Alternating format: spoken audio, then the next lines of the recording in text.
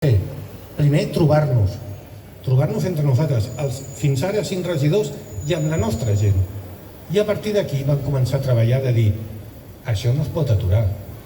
El nostre municipi no pot ser captiu dels interessos de ningú. I per això vam tornar a tirar la mà estesa, tornar a demanar confiança a altres regidors. I amb això vam demostrar dues coses. Primer, que el poble mai s'ha de sotmetre als interessos de cap partit. I segon, que Esquerra Republicana era capaç de liderar aquest canvi. I de liderar en les pitjors condicions que us podeu imaginar.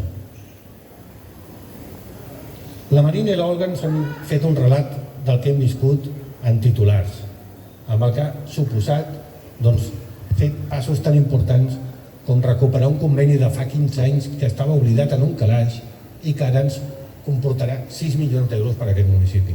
6 milions d'euros, perquè us feu una idea, és més del 10% del que gastem cada any. Doncs això s'ha aconseguit negociant.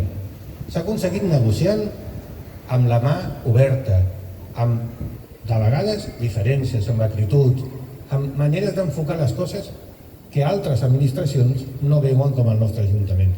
I nosaltres què hem posat sempre pel davant? Els interessos del nostre poble, perquè nosaltres hem vingut a fer poble.